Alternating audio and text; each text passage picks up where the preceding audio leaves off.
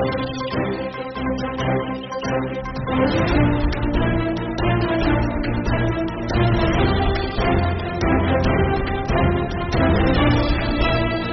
पहले मैं धनखड़ जी से निवेदन करूंगा कि वो प्रेस वार्ता को संबोधित करें, उसके उपरांत मैं कुछ बोलूँगा। मीडिया के सभी बंधुओं का बहुत बहुत स्वागत है। आज की इस प्रेस वार्ता में कांग्रेस के नेताओं के द्वारा प्रदेश में लगातार भाजपा नेताओं के खिलाफ और प्रदेश के माननीय मुख्यमंत्री महोदय के खिलाफ जो बयानबाजी करते आ रहे हैं, उसके लिए मैं बहुत खेद व्यक्त करता हूं कि इस प्रकार के व्यवस्था में जिस प्रकार से राजस्थान की जनता के द्वारा चुनी हुई सरकार के खिलाफ, निर्वाचित मुख्यमंत्री महोदय के खिलाफ बार बार बयान जारी करते हैं, तो ये कांग्रेस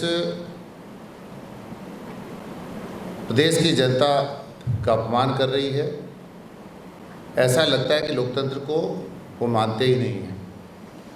अभी प्रदेश कांग्रेस कमेटी के अध्यक्ष श्रीमान गोविंद सिंह जी के द्वारा हर मीटिंग में जहां उनको जाना होता है, केवल और केवल सस्ती लोकप्रियता हासिल करने के लिए इस प्रकार का बयान वो देते हैं। उससे कांग्रेस का इजाफा होने वाला नहीं है। मेरी सलाह भी है। एक मैं गांव में कहावत का एक उदाहरण जो मैं देना चाहता हूं कि गांव में कहा जाता था, एक फटकारीदास शब्द है, आप लोगों ने सुना होगा। फटकारीदास किसको बोलते हैं? फटकारीदास उसको बोलते हैं जो बोलता है काम नहीं करता, उसको बोलते हैं फटकारीदास। ऐसी हालात कांग्रेस पार्टी की हो गई कि काम बिल्कुल जमीन पर करते नहीं हैं। राजस्थान की जनता ने 2023 में भाजपा को मैंडेट देने का काम किया। इस मैंडेट का उसको स्वीकार करना चाहिए, जनता को धन्यवाद देना चाहिए कि जो 5 साल में कांग्रेस के पार्टी ने, कांग्रेस की सरकार ने जो राजस्थान की जनता की जो समस्याएं थी उनको दरकिनार करते हुए उनकी अनदेखी की, उसी का परिणाम था राजस्थान में 2023 में भाजपा की सरकार बनी और हम सब लोग जीत कर आए और सभी लोगों ने मिलकर प्रदेश के माननीय मुख्यमंत्री का चयन किया। अब वो पर्ची सिस्टम को याद तब का आता है, प्रदेश कांग्रेस कमेटी के अध्यक्ष महोदय को जब शिक्षा मंत्री थे तो वहाँ के उस समय तत्कालीन मुख्यमंत्री के सामने जब प्रदेश के शिक्षकों के द्वारा ट्रांसफ़र व्यवस्था में भ्रष्टाचार के खुले आरोप लगाए थे, तो वो आज भी उनको पर्ची सिस्टम याद आता है। तो मैं इतना कहना चाहता हूँ कांग्रेस के नेताओं को, अपने गिरेबान में झांककर एक बार देखें कि जो लोग आप लोगों ने 5 साल में पाप कमाने का काम किया था, उसी का परिणाम राजस्थान में कांग्रेस का सफाया भी हुआ।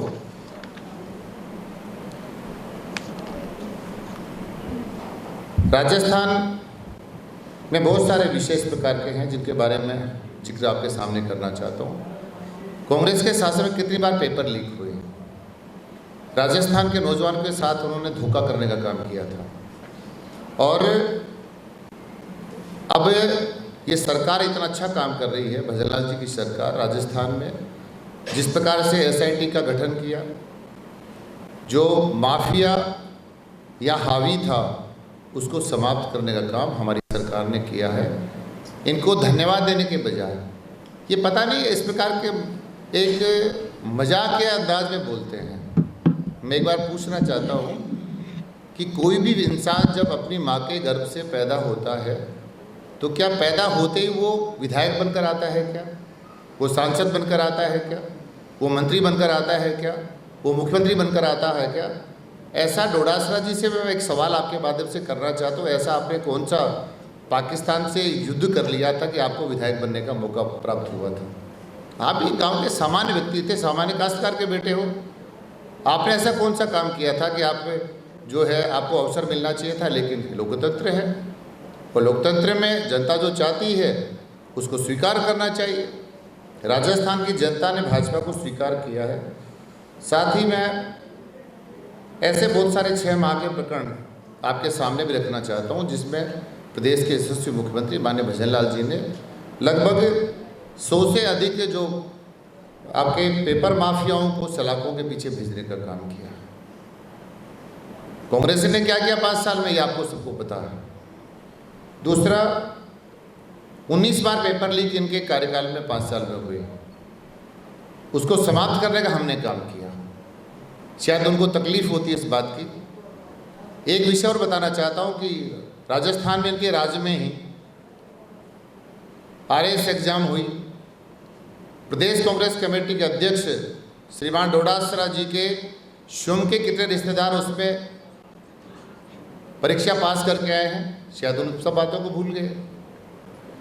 एक अंदाज जरूर उनका जानता हूं कि बार बार मोरे बोल गो, पता नहीं क्या। एक आपके अध्यक्ष के नाते आप राजस्थान के अपनी पार्टी के चीफ हैं, और जिस अंदाज में आप बात करते हैं, तो मुझे लगता है ऐसा है कि कांग्रेस को एक नाटक मंडली का निर्माण करना चाहिए, और उसमें उनके जो अखिल भारतीय स्तर के नेता हैं राहुल गांधी जी, इनको अध्यक्ष बनाना चाहिए उस नाटक मंडली का, और डोडासरा जी को, इनको स्वयं को उसका प्रशिक्षण का एक इनको अधिकारी बनाना चाहिए, जिससे उनको, अभी ये हालत राजस्थान में ऐसी है, जहाँ जाते हैं मजाक अंदाज में, आखिर में आप विधायक बनकर आए हो, राजस्थान प्रदेश कांग्रेस कमेटी के अध्यक्ष हो, तो कम से कम जो मर्यादा है, जो गरिमा है, उसको समाप्त करने का आप लोग काम कर रहे हो।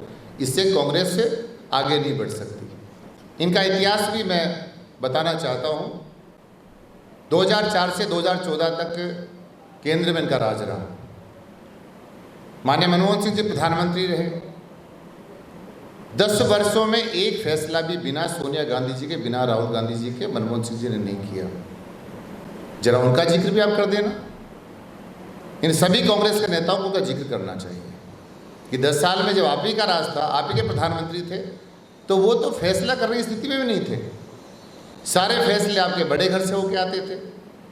तब तो आपको प्रति सिस्टम याद नहीं आता, और एक किसान का बेटा मुख्यमंत्री बन गए तो वो आपको सहन नहीं होता।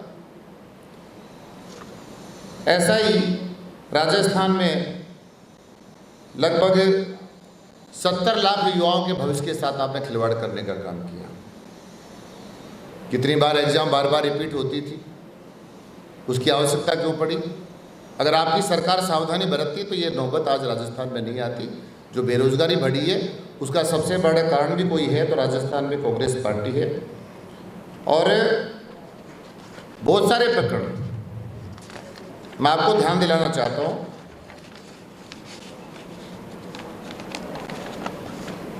डोडासरा जी के जब ये श्रम मंत्री थे, वो जिक्र मैंने पूर्व में भी करा है, आप लोगों सबको, मीडिया बंधुओं को ध्यान भी है।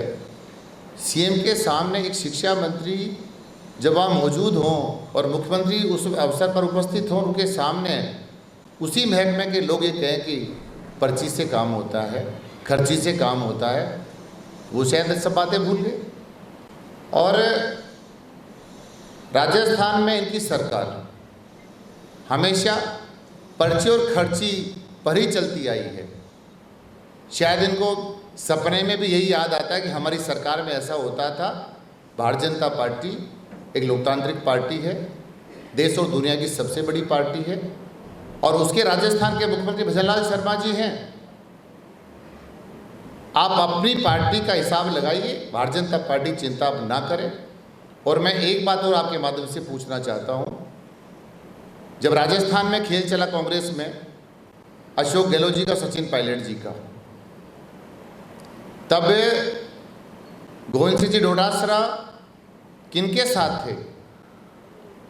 उनकी पर्ची किसने भेजी थी दिल्ली में? वो अध्यक्ष बने और सबसे पहले पाला छोड़ने का किसी ने काम किया तो उनका नाम भी गोविंद सिंह डोडासरा ही है।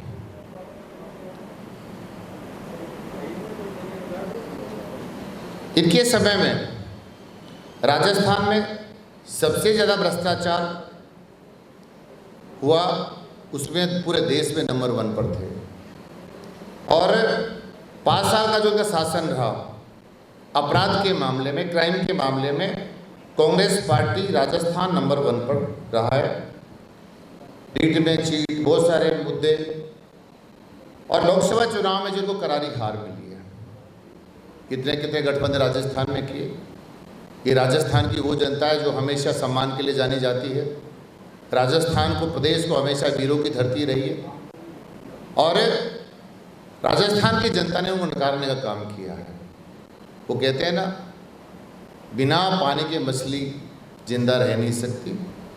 कांग्रेस की हालत भी वही है कि कांग्रेस बिना राज के कभी रह नहीं सकती और राज से बाहर जाते ही ये सब चीज़ें बिल्कुल अपनी मर्यादाएं भूल जाते हैं।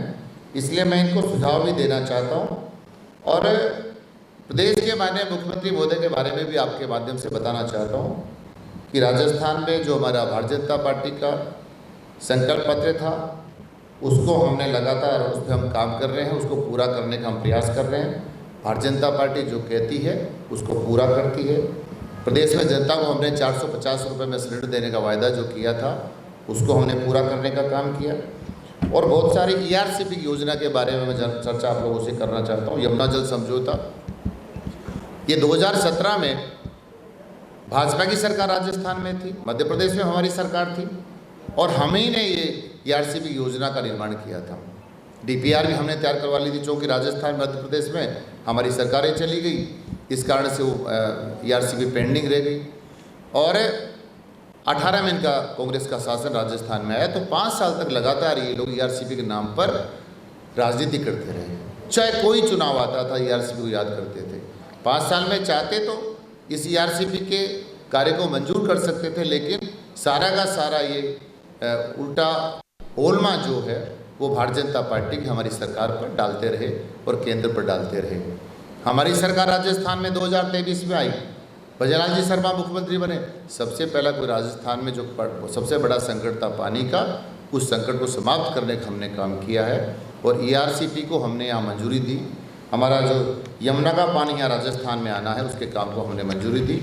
और एक बात का जिक्र और करना चाहता हूँ, जब माननीय मुख्यमंत्री महोदय ERCP पर बोलने का अवसर मिला था विधानसभा में, उससे पहले डोटासरा जी ने सबसे पहले कहा था कि इसका किस प्रकार से ERCP का निर्माण आप लोग करेंगे। जिस समय मुख्यमंत्री महोदय ने वहाँ अपना वक्तव्य दिया, अपनी बात विधानसभा में रखी, तो उस समय डोटासरा जी एक शब्द नहीं बोल पाए। आप किसान के बेटे हो, राजस्थान में पानी की बड़ी किल्लत है, आपने 5 साल में क्या किया? जो JJM का पैसा था, भारत सरकार का पैसा था, उस पर आप पूरा रिकॉर्ड उठाकर देख लीजिए। इस सारे के सारे पैसे का दुरुपयोग इन लोगों ने किया। जितना पैसा भारत सरकार ने भेजा उस पैसे में से इन लोगों ने 25% भी काम नहीं किया। उनका उदाहरण देना चाहता हूँ, क्योंकि मैं भी, जनता ने मुझे चुनकर भेजा राजस्थान की विधानसभा में। टंकियों का निर्माण होना था, टंकियों का निर्माण करवाया तो हल्की क्वालिटी इन लोगों ने लगाई, कई टंकियाँ गिर गई, कैजुअल्टी हो गई। पाइपलाइन सिर्फ को डालनी थी, पाइपलाइन डाली नहीं। उनके आपके ट्यूबवेल इनको खोदने थे, ट्यूबवेल खोद नहीं पाए। कनेक्शन होने थे, कनेक्शन करा नहीं पाए। डिमांड नोटिस जमा इन लोगों ने नहीं करवाया, उनकी टेस्टिंग ही नहीं करवाई। और हमने कहा था हर घर तक जल नल पहुँचाने का हम लोग काम करेंगे। हमारे देश के प्रधानमंत्री आदरणीय नरेंद्र मोदी जी ने एक संकल्प लिया था कि हर घर तक में नल पहुंचाकर पानी हम भेजने का काम करेंगे।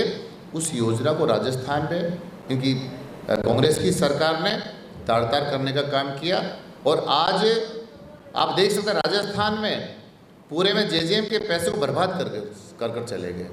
अगर ये 5 साल में स्थिति को संभाले होते तो राजस्थान में पीने का पानी का संकट हमारे सामने नहीं होता। बिजली के संदर्भ में जिक्र करना चाहता हूँ।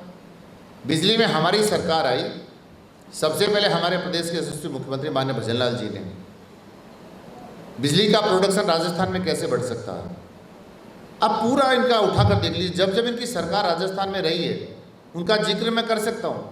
इनका कोई नेता अगर बैठ जाए और आमने सामने बैठकर बातचीत भी करे कि राजस्थान में बिजली का प्रोडक्शन आपने कितना किया। आज राजस्थान जो आपके कारण से जूझ रहा है, ये सारी गलती आपकी थी, कांग्रेस पार्टी की थी, कांग्रेस सरकार की थी।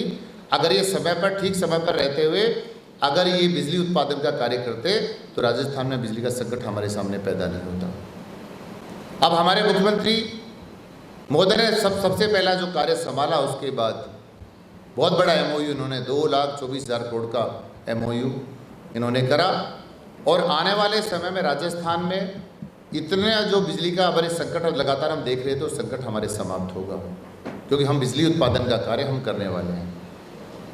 और जब बिजली उत्पादन होगा तो हम अन्य प्रदेशों को बिजली बेचने का कार्य करेंगे।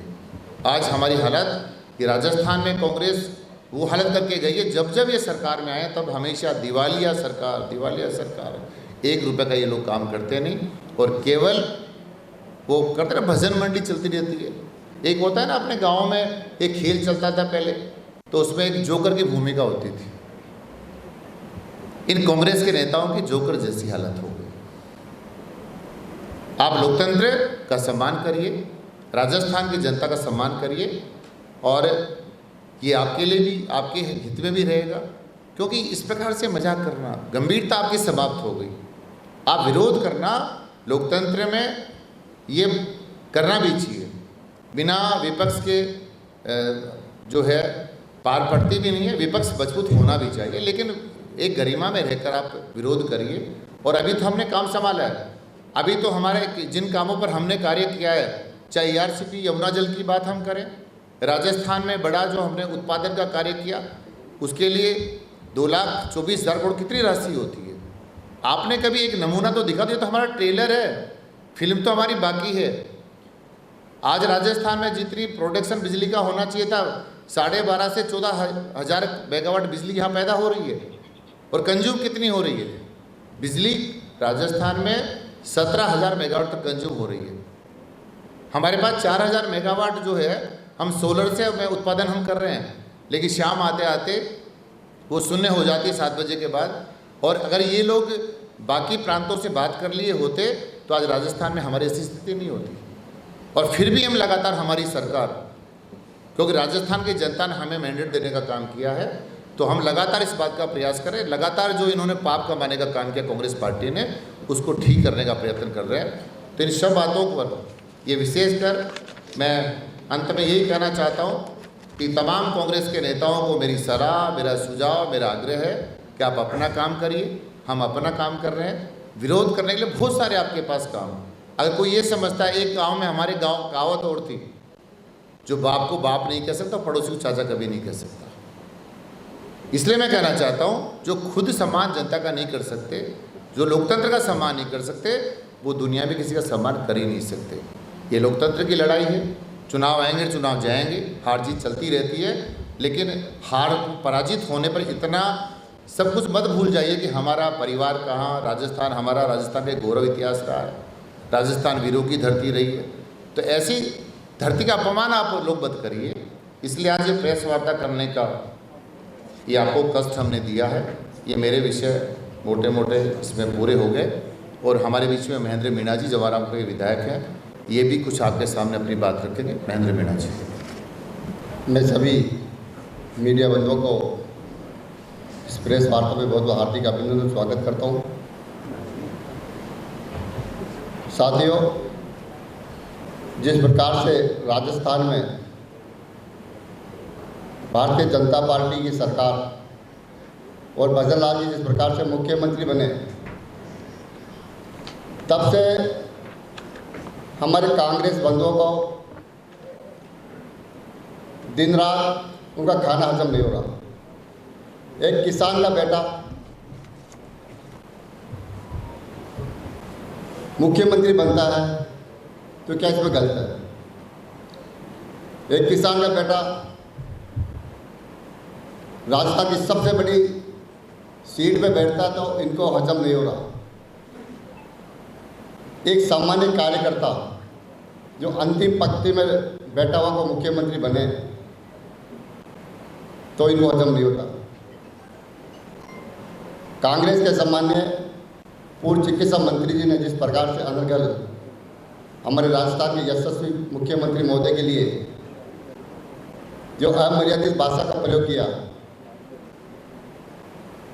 मैं इस प्रेस वार्ता में उनका बहुत खंडन करता हूं कि ऐसी ओछी हरकतें उस लोकतंत्र में शोभा नहीं देती है।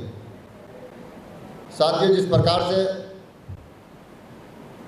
इनके चिकित्सा मंत्री होते हैं, जो जिस प्रकार से चिकित्सा की स्थिति चरमरा गई थी, वो आप सबको मालूम है।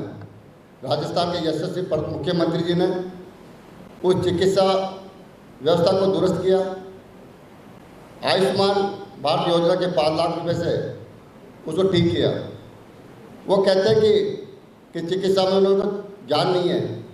मैं चिकित्सा मंत्री से यह पूछना चाहता हूँ कि आप कौन से अंतरिक्ष से आए हो?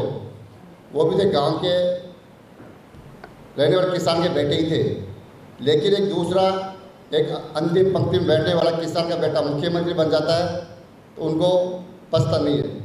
तो मैं आप सबसे कहना चाहता हूँ कि माननीय चिकित्सा मंत्री जी, आप अपनी मर्यादा भाषाओं में रहे और लोकतंत्र में जिस प्रकार से भारतीय जनता पार्टी को राजस्थान की जनता ने जो आशीर्वाद दिया है, उस आशीर्वाद से राजस्थान की सरकार काम कर रही है। और जिस प्रकार से आपने पिछले 5 साल में जनता के साथ जो भ्रष्टाचार किया है, युवाओं के साथ जो अत्याचार किया है, वो सब जानती है। इसी प्रकार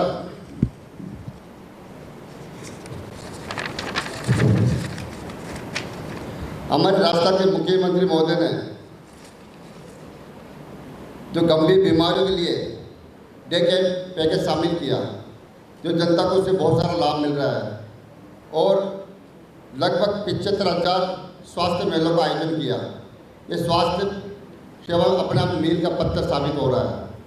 इसके अलावा 25,000 से ज़्यादा एडवांस लाइफ सपोर्ट एम्बुलेंस हमारे मुख्यमंत्री महोदय ने सरकार के माध्यम से जनता को समर्पित किया। साथ ही चिकित्सा क्षेत्र के सभी अधिकारियों को निरीक्षण करने के लिए गांव में भेजा। उसमें 13,000 से ज़्यादा अधिकारी उसमें शामिल हुए। तो मैं तो आप सबके माध्यम यही कहना चाहता हूँ कि माननीय चिकित्सा मंत्री महोदय, आप इस प्रकार से कांग्रेस के कार्यकाल में आपने जो भ्रष्टाचार किया, उस भ्रष्टाचार को दूर करने के लिए हमारे राजस्थान के यशस्वी मुख्यमंत्री महोदय ने जो काम किया, एक किसान के बेटे जो काम कर रहा है, वो आपको पसंद नहीं रहा, तो आपको शोभा नहीं देती कि आप लोकतंत्र में अपना काम जो पार्टी स्तर से करे उसमें अंगुली उठाने का आपको अधिकार नहीं है। सिर्फ यहाँ के नेताओं को एक आदत से हो गई है कि विशेष तौर से एक दिल्ली में बैठे विशेष परिवार को उसके गुणगान गाने के लिए, उसकी चमचागिरी करने के लिए इनका काम रह गया है। एक दलित का बेटा कांग्रेस का प्रदेश अध्यक्ष है, वो एक साइड लाइन में बैठा है, केवल वो नाम मात्र का कुर्सी पे बैठा हुआ है, लेकिन सारा पावर एक विशेष परिवार को मिला हुआ है। सब उनकी चमचागिरी करते आगे बढ़ रहे हैं। मैं आप सबको यही कहना चाहता हूँ कि हमारे पूर्व चिकित्सा मंत्री जी ने जो हमारे राजस्थान के मुख्यमंत्री महोदय को जो असभ्य भाषा का जो प्रयोग किया है, इसका मैं खंडन करता हूँ।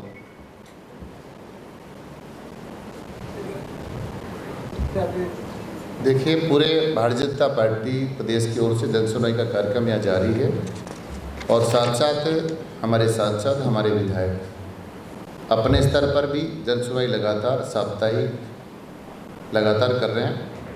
और हमारा एक उद्देश्य है कि प्रदेश की जनता का जो हमने सेवा करने का संकल्प लिया था, उसको हम पूरा करेंगे।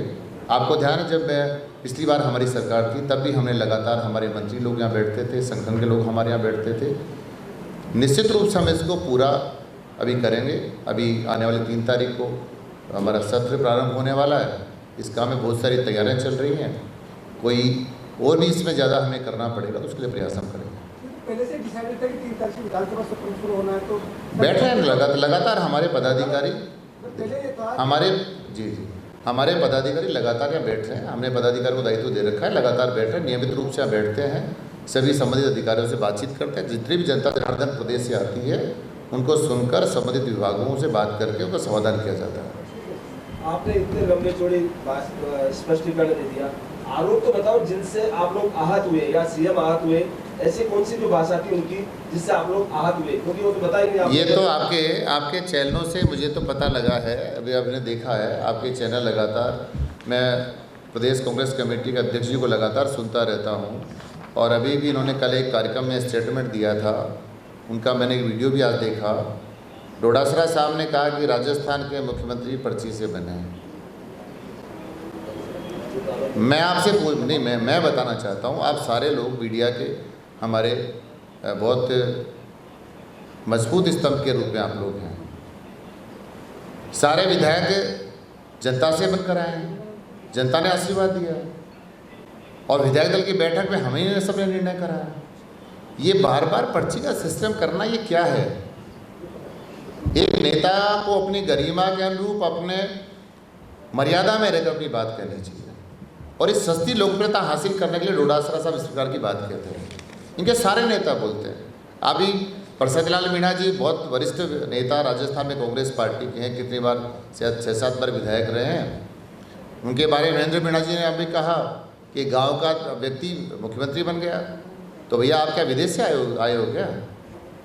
अरे इससे बड़ी खुशी की बात क्या हो सकती? गाँव खेत और ढाणी का व्यक्ति आज अगर राजस्थान के मुख्यमंत्री बन गए तो आपका ऐतराज क्या है? इसका मतलब गाँव के लोगों को आप उनसे आप बहुत दुराग्रह रखते हो, उनसे प्यार करते ही नहीं। आपका जन्म कहाँ हो ये बता देना। साथ साथ इस प्रकार से नेताओं को मर्यादित भाषण अपनी बात कहनी चाहिए। अच्छा, मर्यादित भाषा से बात करनी चाहिए। अभी मदन दिलावर ने कहा कि आदिवासियों का डीएनए राजकुमार बोध को लेकर कल बयान दिया, जांच होनी चाहिए, तो क्या आप इससे सहमत हैं? मदन दिलावर ने देखिए, मेरा बयान मैंने सुना नहीं है, आप ही के माध्यम से मुझे पता लगा है। अभी नहीं किससे हमसे मालूम चला, आप कह रहे हो कि मीडिया के माध्यम से। नहीं, मेरे पास तो भाई रोज़ मेरे सोशल मीडिया पे एक्टिव हूँ। आज मैं सीधा गांव से आ रहा हूँ, मैं गांव से सीधा आ रहा हूँ, मुझे जानकारी नहीं है। ऐसा कोई विषय आया है तो उस पर विचार करके बात करेंगे पार्टी से, जो भी संदर्भ में कोई चर्चा होगी तो बात करेंगे। और ये लगातार मैं सोशल मीडिया पर बहुत एक्टिव हूँ साहब, बहुत एक्टिव हूँ मैं भी जितना। जी सवाल था जी, आपने अभी अपनी 11 सीटों की हार की समीक्षा की, उस रिपोर्ट भेजने वाले को, लेकिन इसी बीच आपके नेताओं के बयान आ रहे हैं। देवी सिंह भाटी ने कहा है कि राजेंद्र राठौर बड़ी हार का कारण बना, उसमें 4 सीट गंवानी पड़ी। सुमेधा सरस्वती का बयान आया है कि हम राहुल कसवा का टिकट काटना, ये अग्निवीर योजना के कारण कुछ थोड़ा बड़ा। और रामस्वरूप कोरी भरतपुर से बयान दे रहे हैं कि अपनी भाजपा के लोगों ने कांग्रेस के प्रत्याशी को वोट करवाया या तो कन्यादान वोट करवाए। इसमें आपकी क्या है? आपका जो विषय आपने बताया अभी, हम उस पार्टी के कार्यकर्ता हैं। जब 1952 में पहली बार देश में चुनाव हुआ था, उसमें हमारे 3 सीटें थी। लोकसभा में जब पहली बार हमने चुनाव लड़ा 3 सीटें थी। समय आगे बढ़ता रह गया, 52, 57, 62, 67, 72, 75 में इमरजेंसी लागू हुई, 77 की बात सब लोगों को ध्यान में अपन पढ़ते भी रहते हैं। और 80, 85, 89 कितने सारे चुनाव देश में हुए हैं। और जिस पार्टी ने अपना उद्देश्य मात्र सेवा का संकल्प लेकर जो कार्य प्रारंभ किया था, उसकी पार्टी का 3rd टाइम यहाँ लगातार 3री बार नरेंद्र मोदी जी प्रधानमंत्री बने। इससे बड़ी बात कुछ हो नहीं सकती। और रही बात, मैंने कहा ना, जहाँ से 3 सीटों से हमने काम प्रारंभ किया, अब इसका भी जो हमारी 25 सीटें 2 बार लगातार ही आई हैं। हम चुनाव हमने इसमें लूज़ किया है, तो निश्चित रूप से जब परिवार में कोई कमजोरी होती है, आप कह रहे हो कि मेरा कुसुम का घर चलता है, आपका भी घर चलता है, वहाँ भी कुछ छोटी मोटी बात होती है, कोई कमियाँ रहती है, तो उसका विश्लेषण भी किया जाता है। तो वो सब चीज़ें करेंगे। ये देश और दुनिया की सबसे बड़ी पार्टी भारतीय जनता पार्टी, और हमारी पार्टी में एक एक विषय पर चर्चा निश्चित रूप से होती है। उसको हम पार्टी का ये इसमें चर्चा हम करेंगे। लेकिन साहब खुले बोल रहे हैं कि साहब हमारे लोगों की वजह से चुनाव आ रहा है। देखिए, मैंने कहा ना, हमारा बहुत बड़ा परिवार है, अनुशासित पार्टी भारतीय जनता पार्टी। ऐसे कोई स्टेटमेंट कोई आए तो मैंने कहा ना, कोई चीज़ जब तक उसका प्रॉपरली कोई हमारे पार्टी के द्वारा, अध्यक्षों के द्वारा, संगठन के द्वारा जब तक हमारे पास कोई विषय नहीं आएगा, तब तक उस पर बात होना संभव नहीं है। हम पार्टी संगठन से बातचीत करेंगे। जैसा आपने बताया कि एक बार इस प्रकार के बयान आए हैं, तो पार्टी संगठन से बातचीत करेंगे, उनसे मंगवाएंगे कि उन्होंने क्या कहा। तो आप ये मानते हैं कि जो सेवा की राज्य में भाजपा की सरकार बनने के बाद जो जनता की सेवा की, उस वजह से 11 सीटें आ रहे हैं, ये मानते हैं? किसने कहा ये?